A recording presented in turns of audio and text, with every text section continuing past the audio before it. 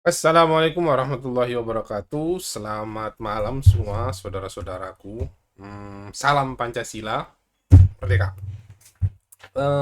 Kali ini saya mau membahas sebuah topik yang hari ini memang ramai sekali ya dibicarakan oleh semua orang, dikarenakan keputusan MK yang kalau kita lihat eh, ada sesuatu yang memang janggal. Kenapa saya katakan janggal ya? Pertama-tama saya tunjukkan sebuah berita terlebih dahulu, berita terkait sidang yang terjadi tadi pagi. Bagaimana sidang itu menjadi sangat-sangat eh, sangat-sangat janggal. Mohon maaf, saya harus mengatakan janggal. Oke, jadi ini adalah berita pertama, dan berita ini sempat saya bagikan kepada teman-teman.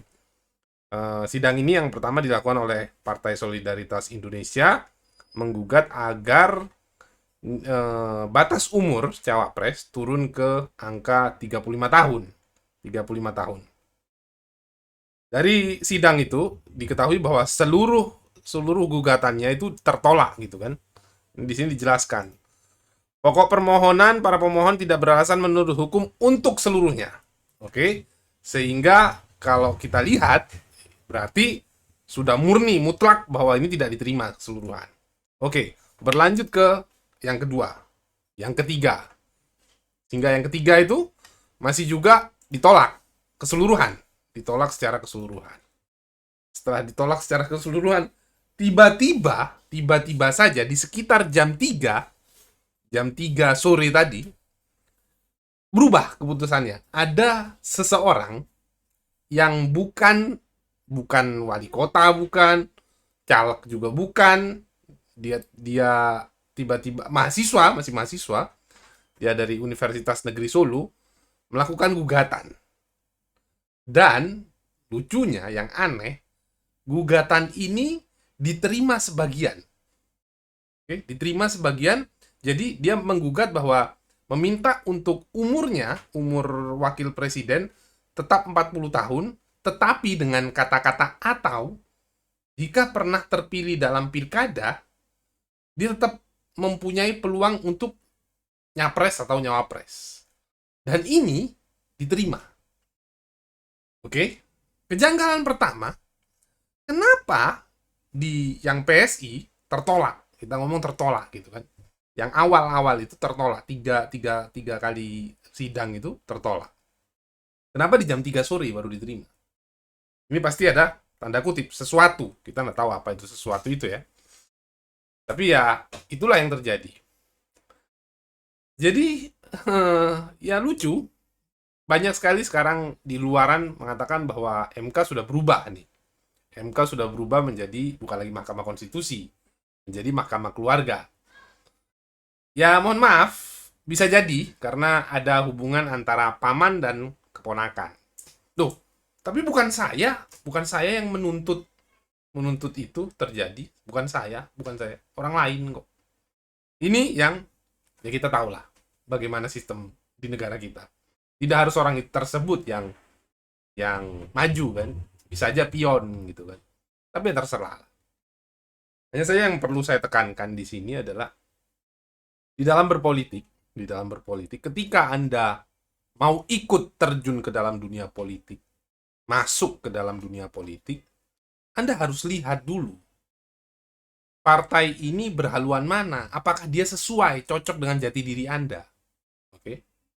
Jadi Anda bisa masuk ke sebuah partai yang mungkin alirannya sosialis atau pure demokratis ataupun sekuleris ataupun liberal ataupun religius, terserah Anda. Anda masuk dulu, Anda kenal dulu itu partainya. Oke? Anda harus paham dulu partainya. Pahami dulu apa jati diri partai ini apa. Kalau Anda sudah paham, Anda cocok dengan aliran itu, barulah Anda masuk. Oke? Kenapa harus paham dulu? Karena jangan nanti di suatu jalan Anda mengatakan bahwa saya itu sudah tidak sepaham lagi dengan partai ini. Loh, 10 tahun yang lalu Anda lihatnya apa? Sekarang lihatnya apa gitu. Ya itulah. Yang terjadi sekarang seperti itu. Maka itu, sebelum masuk partai, lihat dulu. Lihat dulu visi misinya partainya, haluannya kemana. Ideologinya apa. Kalau sudah paham gitu kan, nggak jadi kutu kupret gitu loh. Nggak loncat kanan, loncat kiri, enggak. Ya udah. Nomor kedua, saya harus sampaikan, di dalam politik ada etika. Bukan tidak ada etika. Oke? Ada etika politik tuh ada. Nggak tahu kalau sekarang banyak yang sudah hilang etika politiknya ya. Karena mungkin tergiur dengan kekuasaan ya. Itu yang harus Anda pahami bahwa etika politik itu ada. Kalau Anda mau keluar, ya kulonun dengan baik-baik, oke lah. Tapi ya harus kita ketahui bahwa Anda mencederai gitu loh, bahwa ideologi Anda ternyata bisa berubah-berubah.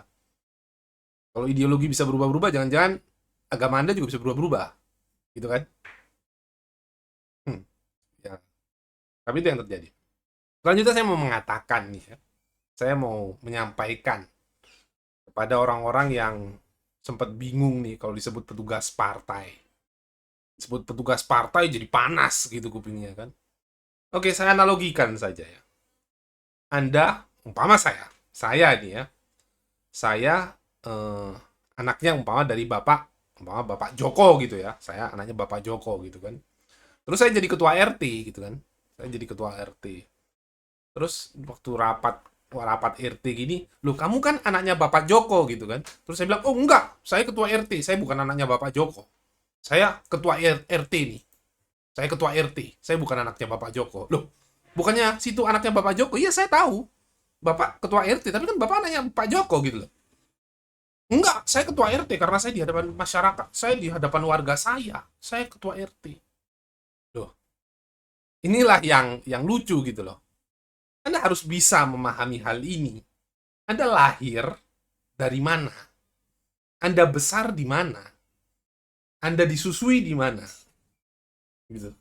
Ketika Anda besar terus Anda jadi tiba-tiba jadi, oh saya petugas rakyat, saya nggak tahu tuh orang tua Joko apa, saya nggak ada, saya hilang nama saya udah jadi petugas rakyat, nama saya sekarang siapa gitu. Nah ini kan parah kayak orang antipati. Terus kalau Anda disebut anak dari bapak Anda tersinggung gitu. Padahal Anda dibesarkan, dibiayai, dihidupin. Terus Anda dikatakan bahwa Anda tuh bagian dari ayah Anda, itu salah. Ayolah, open mindset. Jangan sampai Anda merasa bahwa Anda sudah lebih besar dibandingkan orang tua Anda, terus Anda mengatakan bahwa saya bukan bagian dari orang tua saya, atau saya bukan bagian dari keluarga saya. Itu namanya bullshit. Oke? Harus dipahami itu. Jadi, jangan panas kupingnya kalau disebut petugas partai. Karena Anda bagian dari itu. Anda masuk, Anda dibesarkan. Ya jangan kayak model sekarang. Hari ini masuk, besok jadi ketua umum. Itu bukan sesuatu yang bagus. Ya bisa aja besok-besok siapa gitu, saya masuk besok jadi ketua umum, bisa kayak gitu kan. Selanjutnya mohon maaf saya harus membahas kaitan nepotisme. Tahun 99, 98, 97 sampai 99 kita itu berjuang untuk memberantas KKN.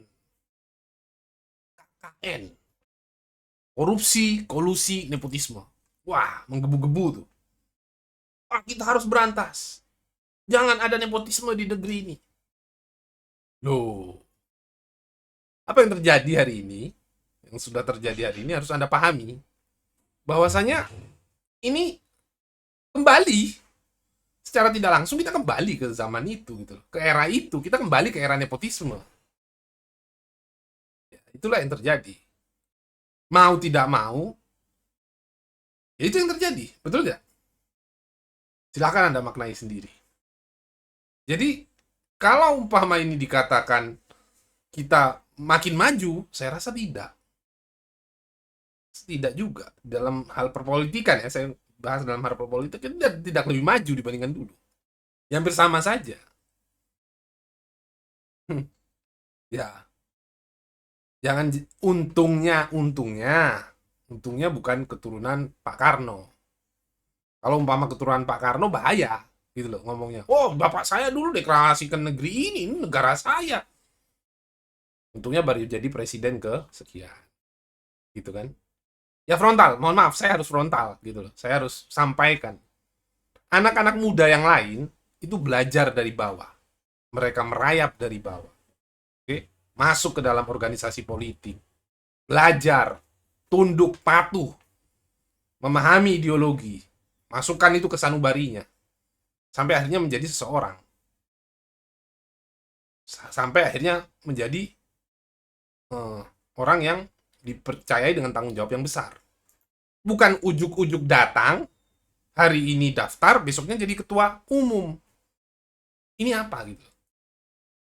Etika politiknya di mana? Ya tahu diri lah. Harus tahu diri. Kasihan karena apa? Besok-besok orang-orang merasa bahwa wah, negara ini cuma milik sebagian keluarga gitu kan. Ya itulah yang memang terjadi saat ini. Tapi kok makin parah gitu kan. Jangan-jangan nanti akan timbul dinasti-dinasti terus ini kalau kayak gini caranya. Jadi mohon dipahami buat teman-teman saudara-saudaraku semua, teman-temanku yang di mana saja ya. Jadi ketika Anda mau masuk ke dalam sebuah partai, apapun itu Anda mau terlibat dalam politik, pahami dulu ideologinya. Ideologinya Anda pahami, Anda sudah paham betul, baru Anda masuk. Kalau ideologi itu cocok dengan Anda masuk. Ngerti? Contoh Anda mau melamar seseorang gitu kan, mau melamar seseorang, Anda lihat dulu. Anda cocok baru masuk. Bukan tiba-tiba ujuk-ujuk ngelamar anaknya orang, udah habis itu berjalan 5 tahun atau 10 tahun, habis itu bilang, udah saya udah nggak ada perasaan begini. Ya itu. Ketika Anda menikah, Anda terima baiknya dan terima busuknya. Ya kalau umpama Anda bisa merubah busuknya, ya dirubah. Gitu kan? Bukan cari gara-gara, terus setelah ini busuk, terus cari gara-gara untuk gimana caranya pisah. Nggak seperti itu. Tidak seperti itu. Anda minta baik-baik kok. Anda menikah dengan baik-baik. Jadi pahami dulu. Sebelum jatuh cinta dengan partai atau masuk ke dalam sebuah, pahami dulu. Masuk ideologinya dulu. Ideologinya udah sepaham, jalankan. Ideologinya tidak cocok, silahkan cari yang lain. Seperti itulah politik. Dengan begitu, berpolitik itu bukan 1 bulan, 2 bulan, atau 5 tahun. Enggak. Berjalan terus. Selanjutnya yang tadi saya sempat bahas, kuping jangan panas kalau disebut petugas partai. Anda di situ di dalam dididik, dibesarkan, disusuin, dikasih ilmu, diberikan tanggung jawab. Terus Anda tiba-tiba jadi seseorang gitu, entah jadi wali kota atau gubernur, terus Anda bilang, enggak, saya lahir sendiri. Tiba-tiba saya lahir gitu aja. Itu karena saya. Partai nggak buat apa-apa. Itu bullshit namanya. Itu namanya tidak punya etika politik. Seperti itu. Selanjutnya, terkait pencoblosan ya. Terkait pencoblosan. Ketika Anda mendengar pencoblosan dan lain-lain, silahkan Anda pergi ke TPS dan mencoblos. Oke? Itu suara Anda, itu hak Anda untuk mencoblos. Jangan sampai Anda tidak mencoblos, tiba-tiba muncullah seorang pemimpin yang tidak ada Anda senangi, terus Anda protes-protes, marah-marah gitu kan. Ini pemimpin begini loh. Kemarin dikasih hak coblos nggak mau nyoblos. Sekarang udah jadi ini marah-marah. Ngapain gitu kan? Ya coblos dulu, nggak cocok bicara, nggak masalah. Karena udah coblos gitu kan. Itu. Jadi ikut dalam pemilu tuh wajib ikut. Harus turut serta. Coblos. Kalau umpama wah semuanya buruk, cari yang terbaik dari yang terburuk. Oh semuanya baik, ya cari yang terbaik dari terbaik. Seperti itu. Jangan kertas kosong, dibiarin kertas kosong gitu. Nanti tiba-tiba ada yang menang yang nggak dia sukai, bilang, wah ini curang. Ini yang susah. Ya, ini pendidikan politik buat kita semua. Oke, mungkin itu saja. Terlalu panjang lebar saya. Walaupun saya menyinggung siapapun yang entah, semoga tersinggung, saya berharap tersinggung. Semoga juga mereka mikir gitu kan. Ya bagus kalau gitu, untuk mengangkat pikiran mereka buat berpikir, jangan main perasaan aja gitu kan. Main otak, bukan main hati. Kalau main hati nggak selesai masalah. Oke, demikian dari saya. Terima kasih banyak. Assalamualaikum warahmatullahi wabarakatuh.